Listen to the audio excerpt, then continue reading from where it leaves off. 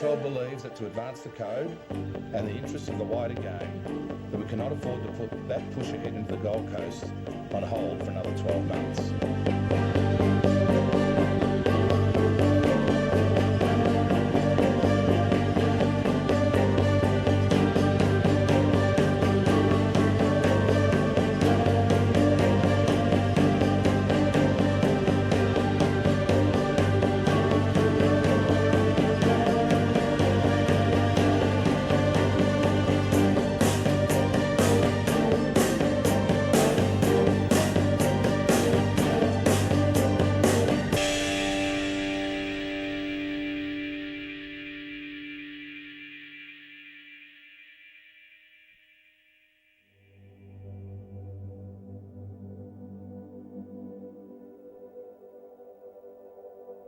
Relocation and merger.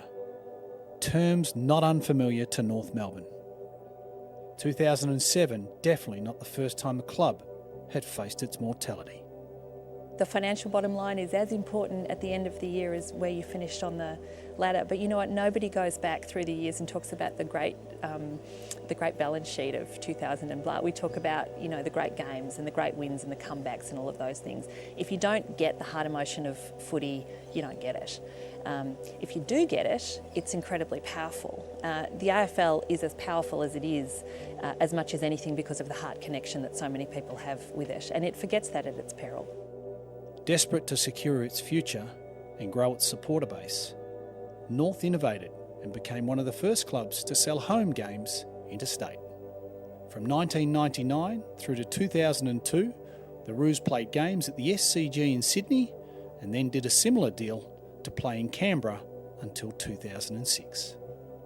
In 2007, its home away from home was the Gold Coast, with a deal to play 3 games a year at Carrara's Casale Stadium. Financially, the plan was solid, but it came at a cost of a very different kind.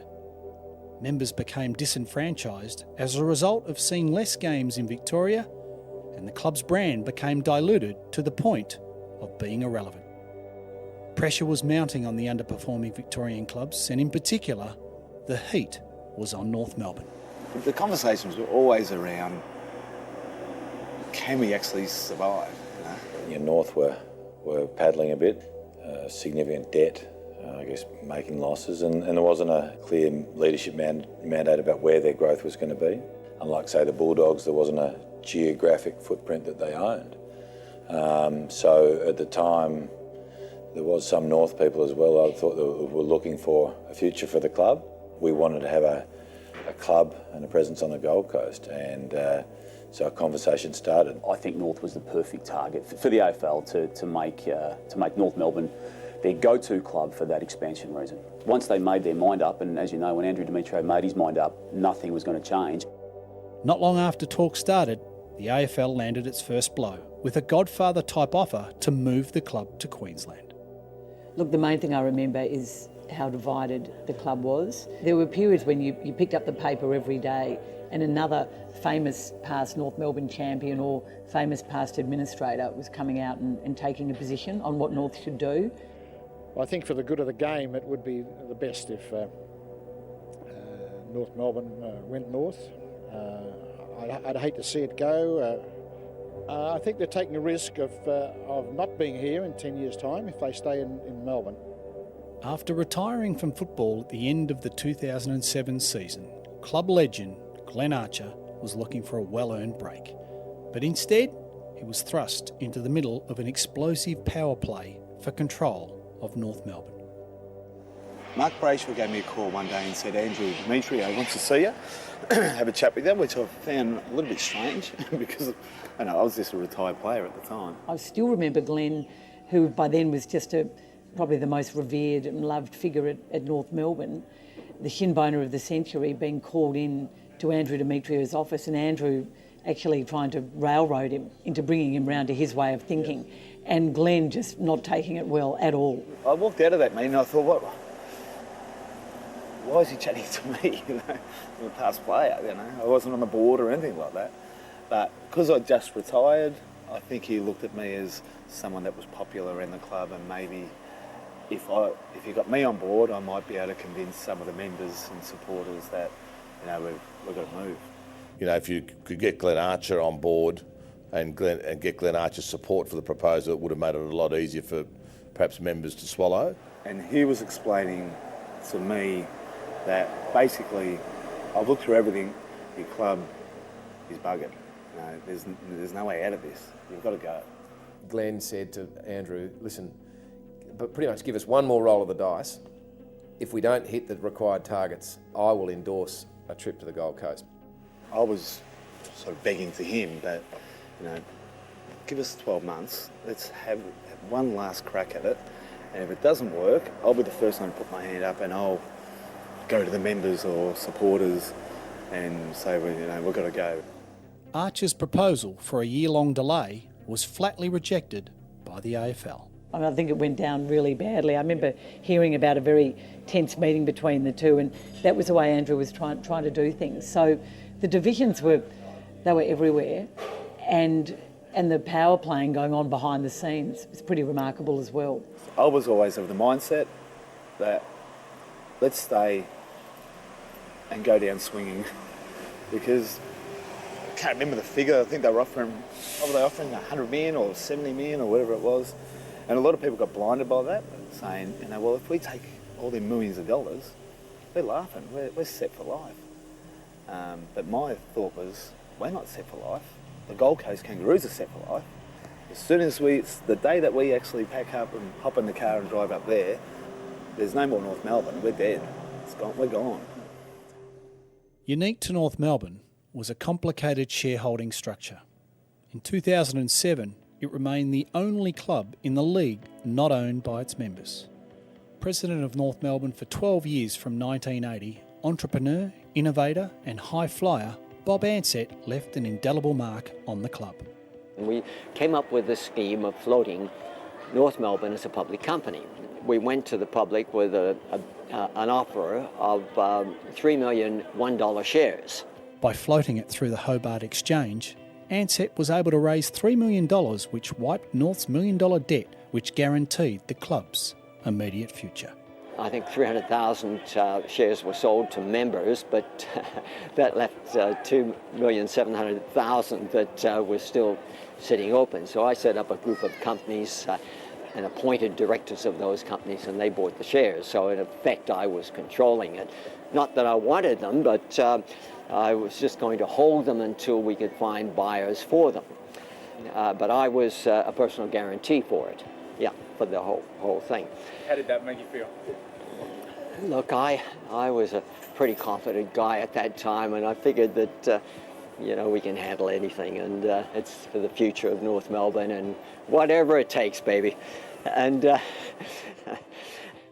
But it wasn't all smooth sailing.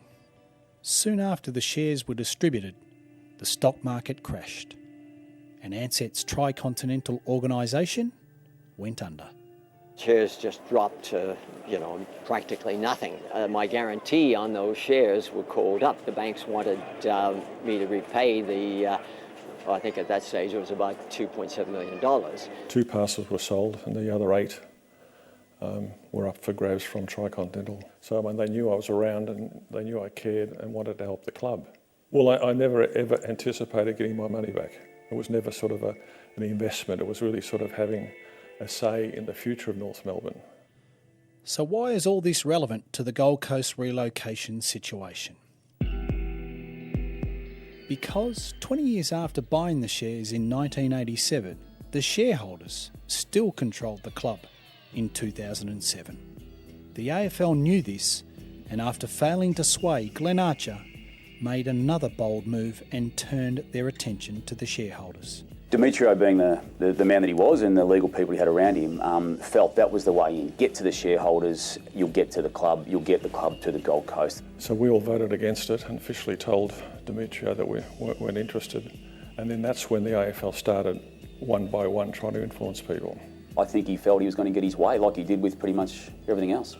the AFL realised that they can't do it without Peter DeRusha and my support. We had over 50% of the voting shares, and we weren't going to give it to them. And I saw it instantly as the death of North Melbourne. I mean, if you sold those shares, would you have felt like you betrayed them? absolutely.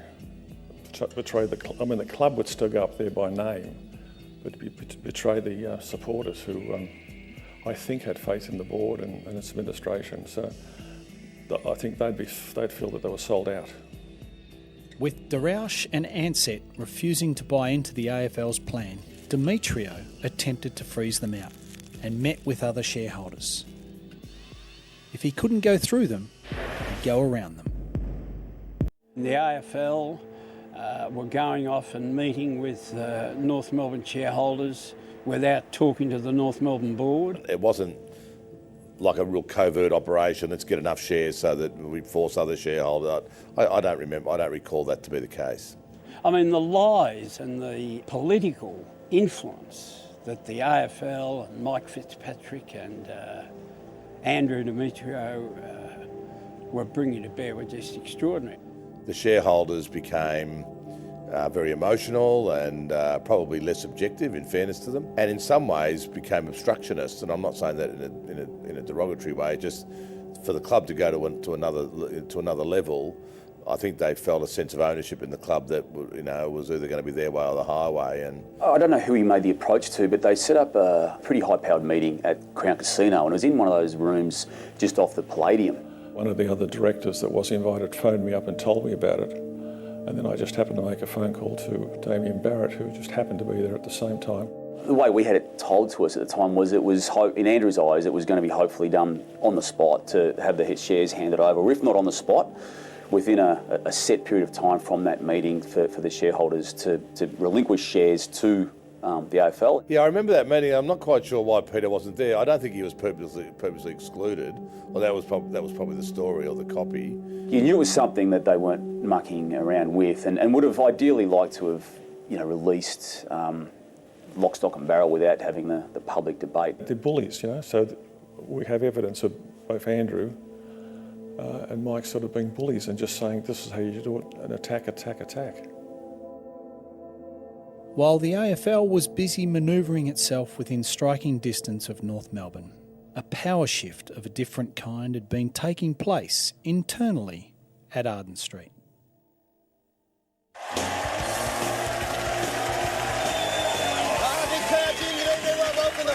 Great to have your company on this very special night. In early 2007, club stalwart and legend Ron Joseph had skillfully enticed high-profile media personality James Brayshaw and his brother and former North player Mark to join his ticket to gain 3 seats at the boardroom table when the club's constitution was changed to allow members to run. Ron is and always has been a real hero to the vast majority of the membership base. People knew Ron as a North man through and through. Older members remembered him from the 70s. Players loved him and still love him. He had been a mentor to a number of the senior players through the 90s and still has very strong relationships with a number of them. Anyone who knows anything about Ronnie Joseph, there's no way we're going to be leaving Melbourne if he had anything to do with it. I certainly had no intention of going back on the board, but I kept on hearing that it was a fait accompli that we were going to the Gold Coast. There were certainly worrying signs that, the club were in trouble. After surviving a vote of no confidence earlier in the year, then chairman Graham Duff sensationally resigned, leaving the club rudderless.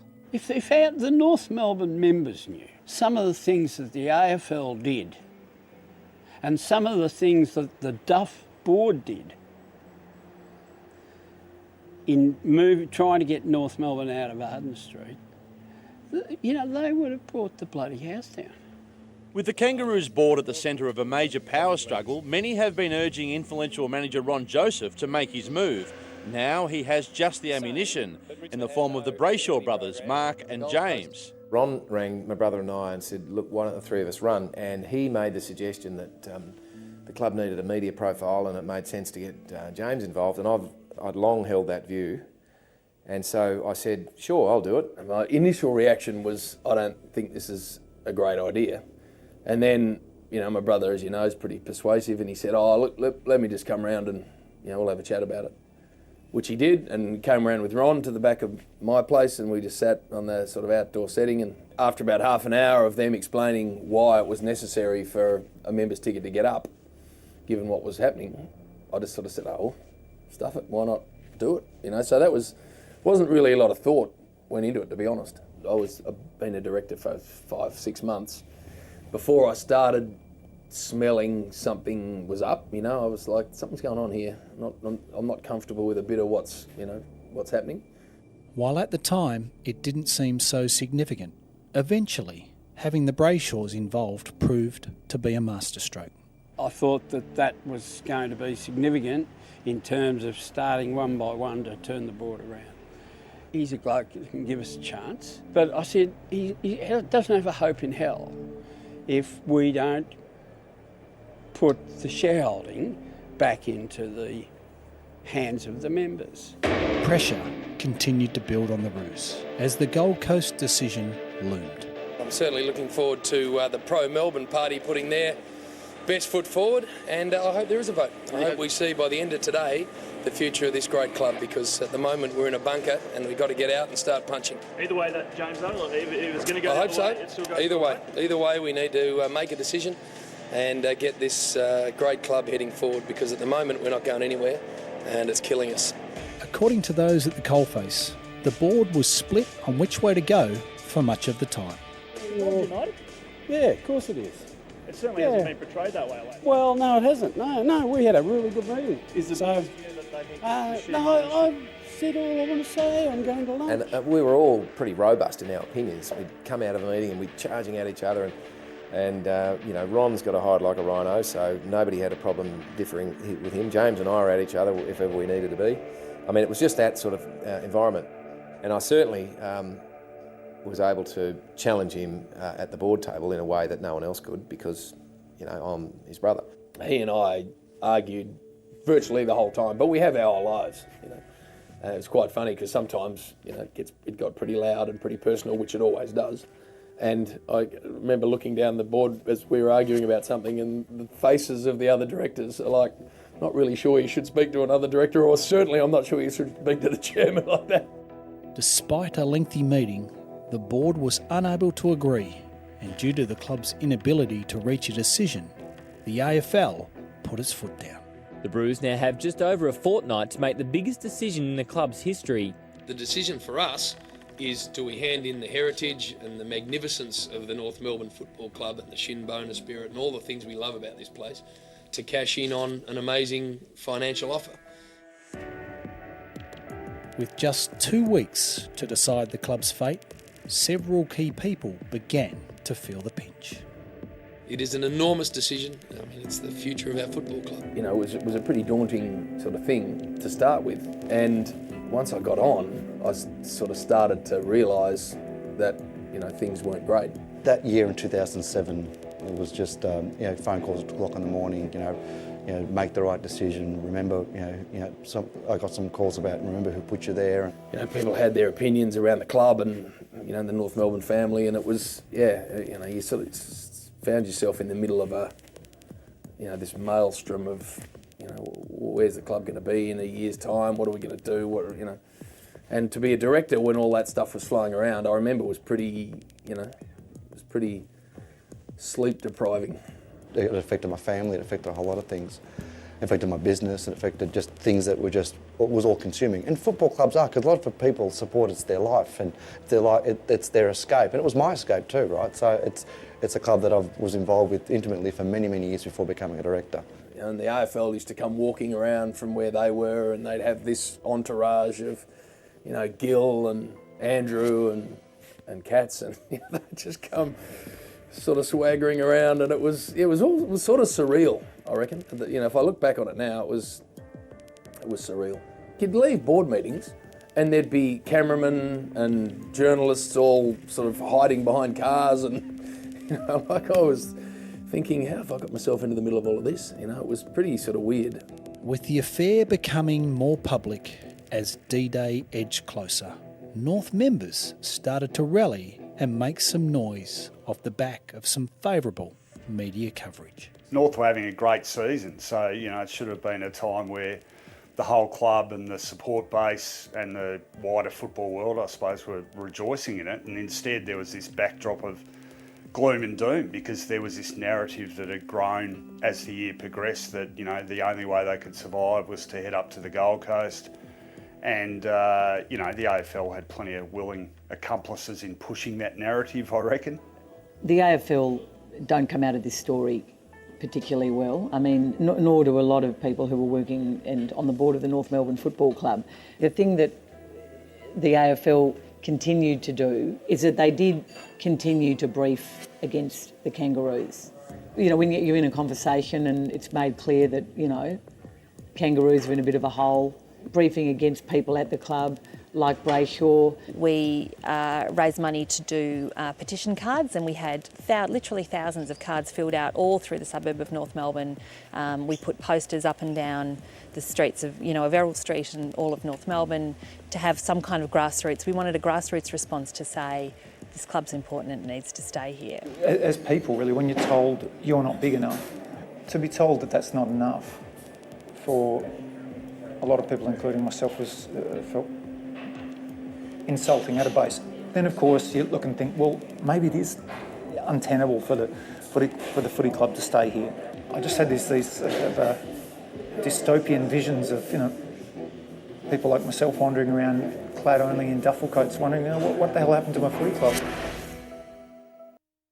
This is on the verge of flatlining, on the canvas and out for the count. So I would suspect, in fact I'm very confident, you'll get a great reaction from the North Melbourne people.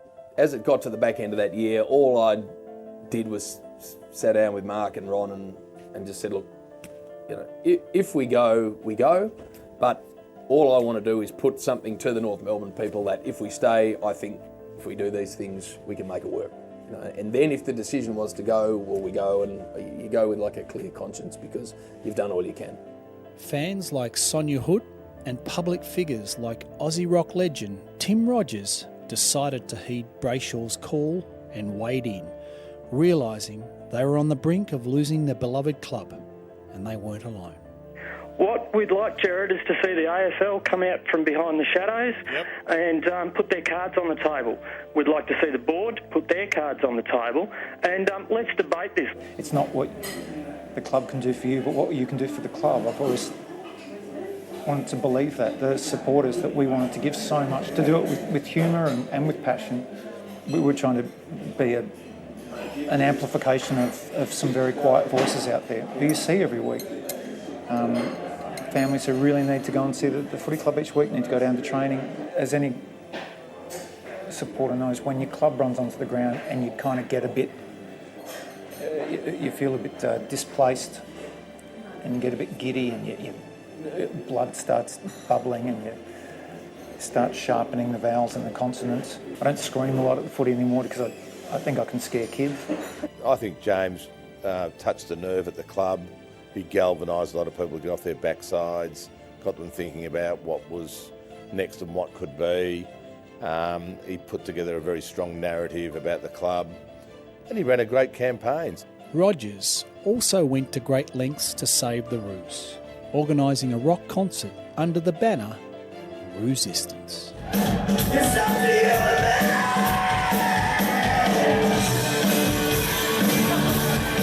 It was alarming how much goodwill there was around, because we were deluded. We didn't know the realities of it. James and his bunch knew the reality of it, and it was probably pretty bloody grim. And now us putting on the gig was a way of saying, you want us to be with you, we're with you. If you remember it, you weren't there.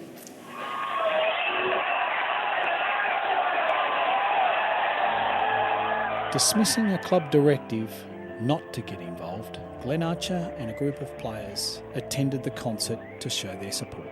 Roosistance was a stunning success and showed the football world that North supporters weren't going down without an almighty fight. And we will rally like they have never seen before.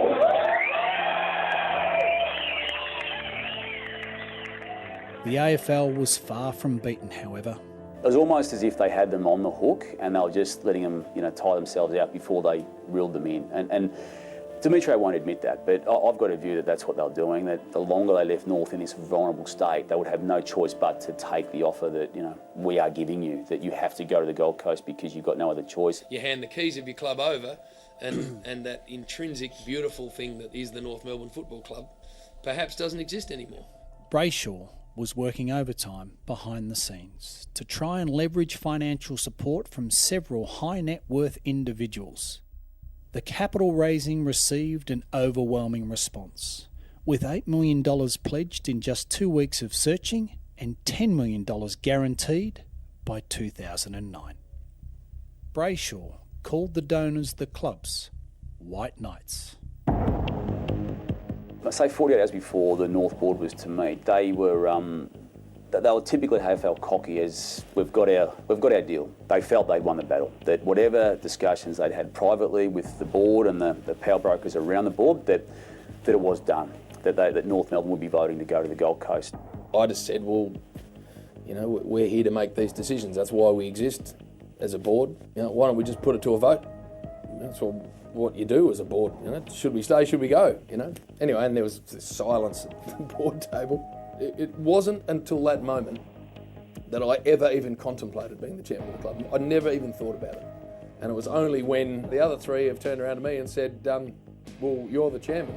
And I said, no, I'm not. I remember vividly saying, hey, that's not what's going to happen. And they said, hey, I'm telling you, you're the chairman. In the end, it was James Brayshaw. He was the one who took a lot of courage to put his hand up and say, I'm going to front this and we're going to stay in Melbourne. If we died, he was the front man, even though it wasn't going to be all his fault. There's a lot of people behind him, including myself and all that, but he was the one who was going to cop it.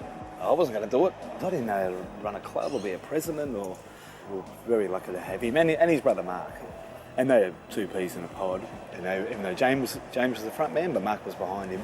I didn't ever see a football club president in him. I'm not sure he saw that in himself when it's all said and done. I thought we needed a fresh, young, new image that James presented. I thought he'd be terrific.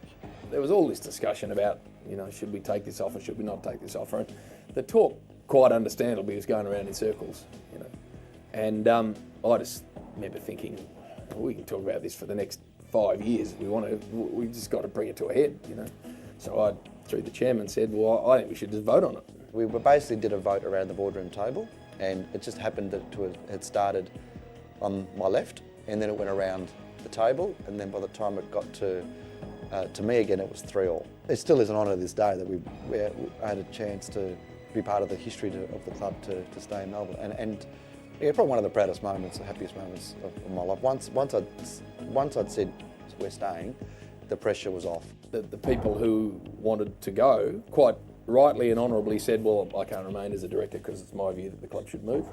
So I went, geez, it's good because I want the club to stay in Melbourne, but I remember thinking, wow, that's a good start. Looking back on it, it was a pivotal moment, but at the time, it just made sense to vote. And although the shareholders still had the power to challenge the decision, it proved to be a definitive moment in North's 150-year history.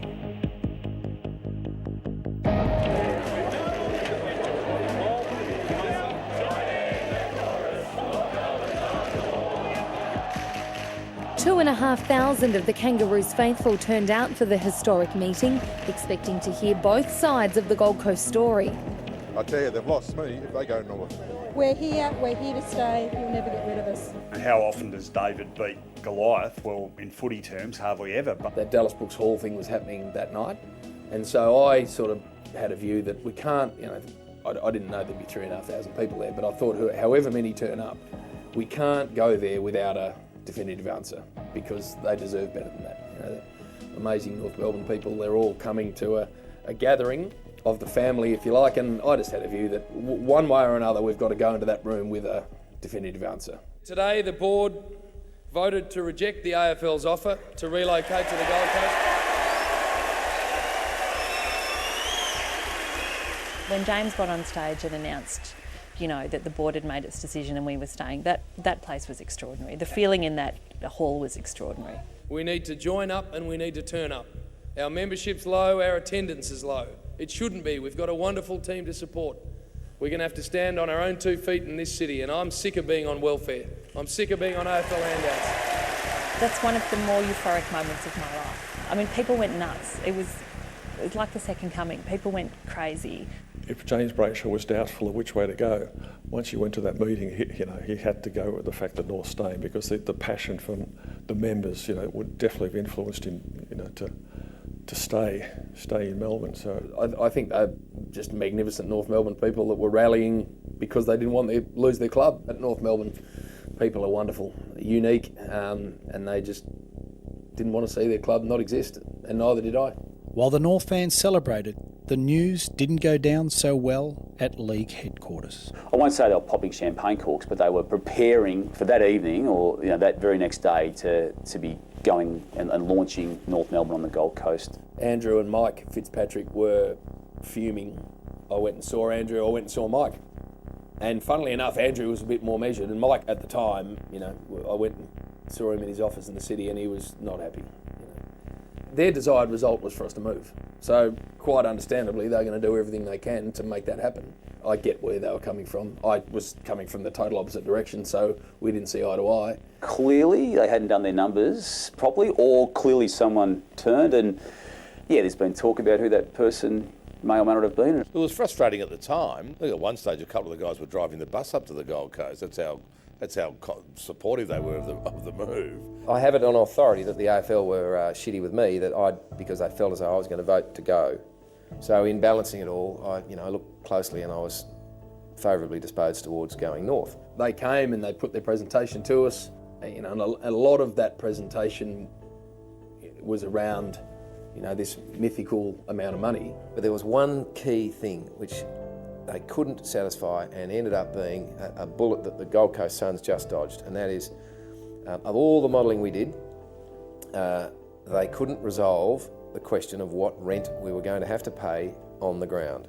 We looked at it, I remember looking at it thinking, you can't guarantee that stadium. That's a huge part of making this work financially, and it's not there. And Andrew was absolutely convinced he had Mark on board, and I think Mark was on board. And then, of course, at the death knell or late in the piece, he switched camps and came around to James, his brother's way of thinking. This stadium you keep talking about, you haven't actually got it, and you can't guarantee it. So none of these numbers will work if you haven't got the stadium. The only thing I remember at the time being a bit bemused about someone changing their vote, someone who was driving the bus to the Gold Coast suddenly was going in reverse down the highway. I remember a year or two later having a conversation about Mark Brayshaw with Andrew, and Andrew wasn't bagging him as a person, but I remember him saying he didn't have to go with his family. It's not blood we're talking about. I mean, it was really quite Shakespearean, the Brayshaw switch, driving the bus and then getting off it and heading back down towards Melbourne, absolutely floored the AFL, floored them. In the wake of North's rejection, the AFL began to regroup and moved on to Plan B, and issued a 17th licence for a team to be based on the Gold Coast. North's decision, though, opened the door for stinging criticism. The circuit breaker for us was the fact that the AFL didn't have a stadium deal in place, and quite frankly, I don't know how they expected us to agree to a relocation without our home being fully funded. I think politically James was right to run that argument because it wasn't a lock back then. I think we were pretty confident that it was going to happen. So he ran that argument, and that's why it created a bit of uncertainty. And we were always confident that deal was going to come off. It would have been a massive undertaking for the North people at the time to leave Melbourne, to go to the Gold Coast with no guarantee of a stadium. Very quickly, the tide had turned in North's favour, and it seemed the club may have in fact dodged more than one bullet by staying put.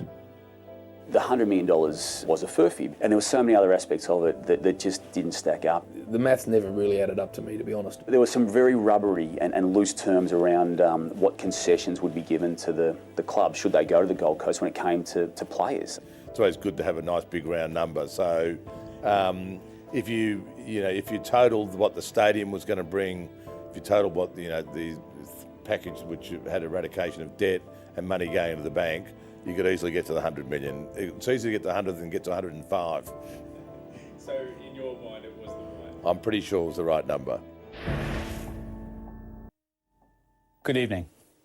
The global financial crisis is affecting financial markets right around the world, including Australia. More than 25 banks around the world have failed or have been bailed out. Share markets around the world have suffered large losses. And the reality is, in recent days, we have entered a new and damaging stage in the global financial crisis. Brayshaw's saviours, the so-called White Knights, withdrew their offers to loan millions of dollars to the club in the wake of uncertain times in a financial sense globally. The GFC hit, everyone got absolutely smashed and the money wasn't there. When the GFC hit, the whole White Knight share idea, it hadn't been established yet, and thank God, because if it had, we would have spent the next 10 years just trying to get people their money back, because the share price index dissolved overnight and it took the best part of a decade just to get back to where it was.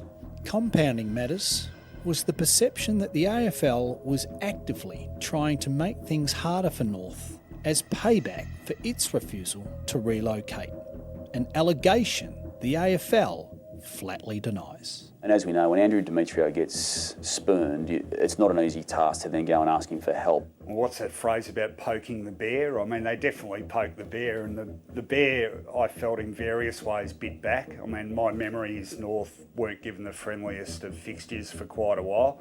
Look, I've heard, seriously, I've heard over the years, and I'm not there anymore, so it doesn't matter, and I don't think it would have changed under Gill. I've heard over the years that the AFL, if you don't follow the AFL's way, there'll be retribution, it'll be in the fixture, it'll be in whatever else. I've never been involved in a conversation where anyone ever sat down and said, right, these guys have been bad guys, let's give them a bad draw. It just doesn't, it's never happened. It's just one of those myths that gathers momentum over the years, and the myth becomes greater. They were, I think, quite understandably sitting back going, let's see if this smart-ass is actually able to do what he says he can do. I mean, and that's a natural thing to think. This bloke jumped up and changed the course of it all. So, we'll just sort of sit back and see if he's capable of doing anything that he said he's going to do. There wasn't one conversation that, once the decision was made, that involved any retribution to North Melbourne. In fact, the conversations were the opposite. And that was, now the decision's been made, we all move on, we've got to move forward. We quickly set about rebuilding trust and relationships with people, because during those times people start to doubt whether you're being genuine or whatever. I met with James when he became the chairman, talked about what needed to be done to move forward, and that was the same from everybody at the AFL, from the management, the commission down, right through to all the staff. Was there a sense that the AFL was going to back you down? Yes, unquestionably. I mean, it's all rubbish. It's a passionate game. It's fantastic. And there's always, every year that someone, the AFL's payback or conspiracy or fixture, it's all rubbish. If there was a honeymoon period for Brayshaw, it was a short one. The Commission did not like James Brayshaw. They did not like his manner. They didn't like his style. They didn't believe in his vision. And I don't think that they were sort of helpful at all to the cause of North Melbourne. Underneath Mike and Andrew were two blokes in Gill and Katz who were both, they thought we were stupid. Don't get me wrong. They said, you've got no idea what you're doing. You've cocked this up deluxe, and that's how they were. Scepticism's the wrong word, but I think that people thought that he'd bitten off a lot, and to deliver on the vision that he'd set, it was going to require a whole series of things to come off.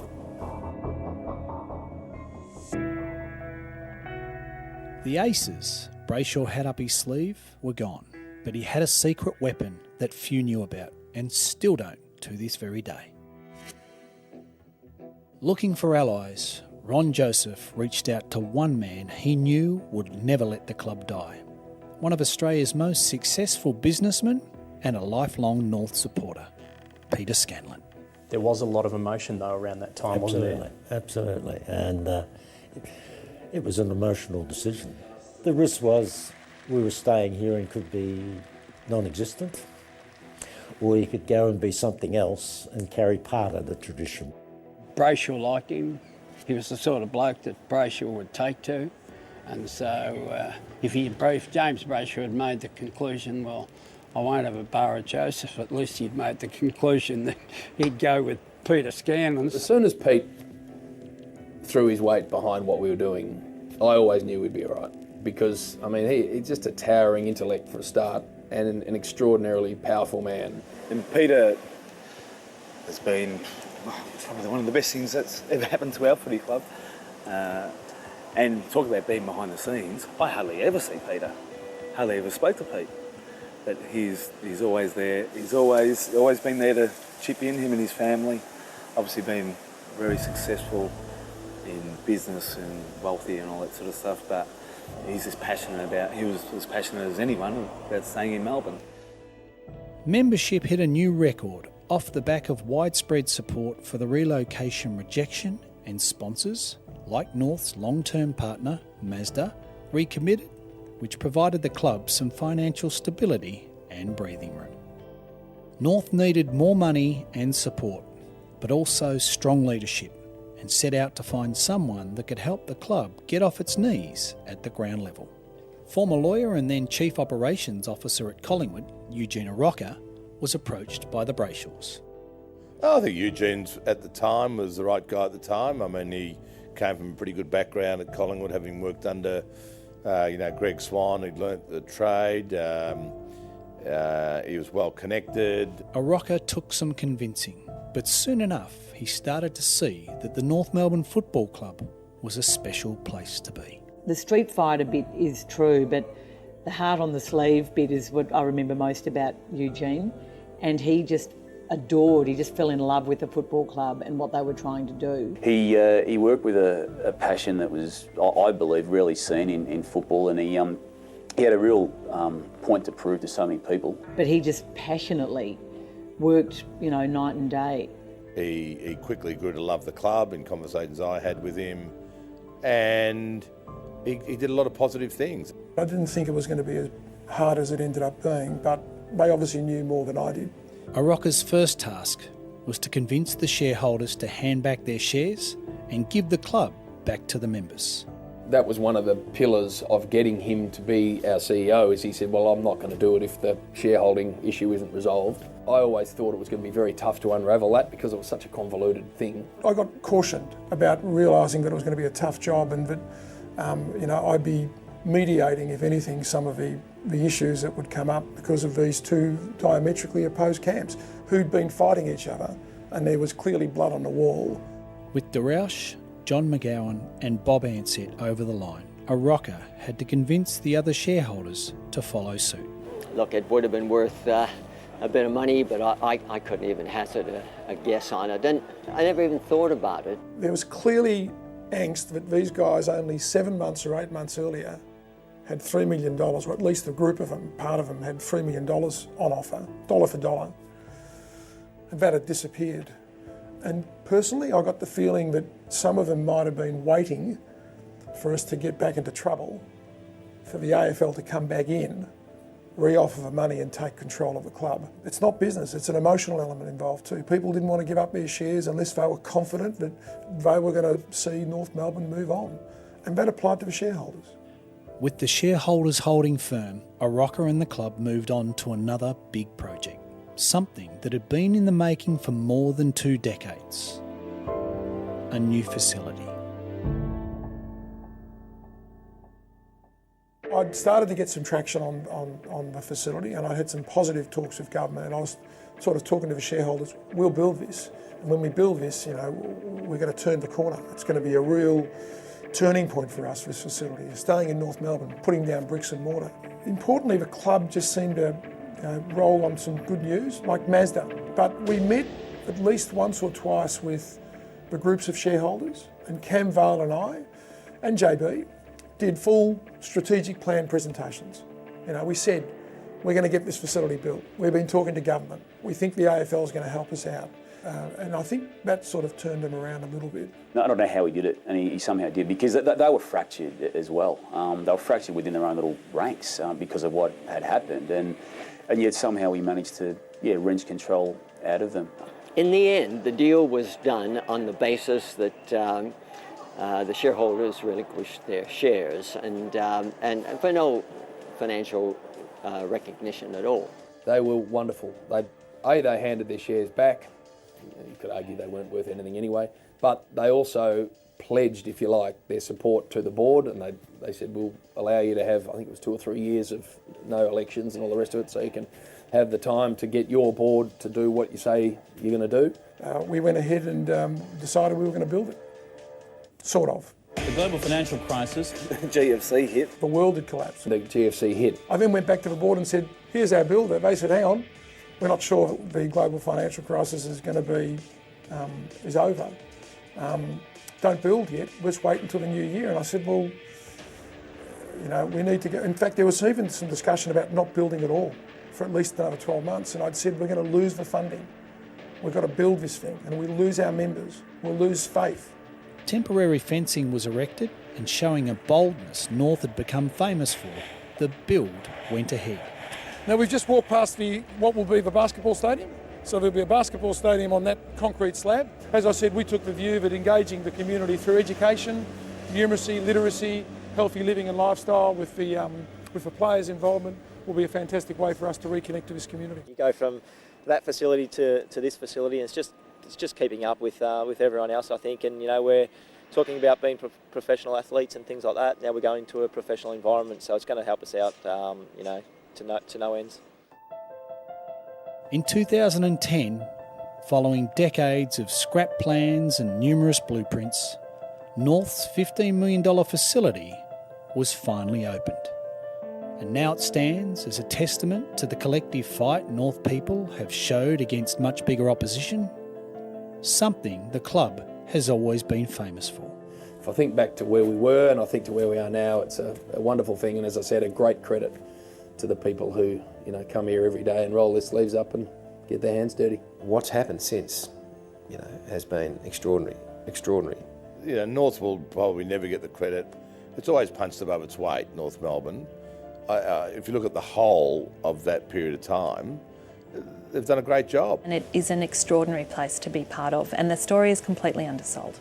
As a football lover, I'm so glad even a so-called perceived sort of smaller Victorian club like North Melbourne, for them to stand up the way they did, that's the great story.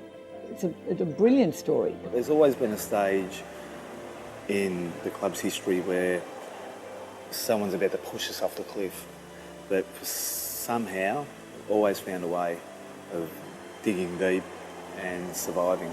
I know that the AFL look at us and say to other clubs, you know, North Melbourne's earning low revenue and is profitable and is reducing its debt and doesn't rely on poker machine revenue. I do feel proud about it because I met lifelong friends around that time. Some who are real nutbags, and a couple of very important people that we've lost as well who are extraordinarily dear to us. And I think anyone involved in it feels like, you know, oh yeah, we did do something. It really does have a great influence on your life, and North Melbourne in particular, because it's been a club that has struggled from the day it joined the league in 1925. It's got 100 years coming up, and just magnificent. Yeah, I think it's part of the club's culture to fight, and we had our backs against the wall millions of times. Whilst it has had to fight and it's had to keep its people together, that's probably been the most important thing. It's probably one of the reasons why it's been such a great club. That no one can dispute that staying in Melbourne proved to be the right decision, and a club was preserved, and it's a club that I think has a pretty healthy future on and off the field. I think everyone from resistance, you know, right through to the current administration, should feel proud about what's been achieved at North Melbourne, and I think it's pretty special.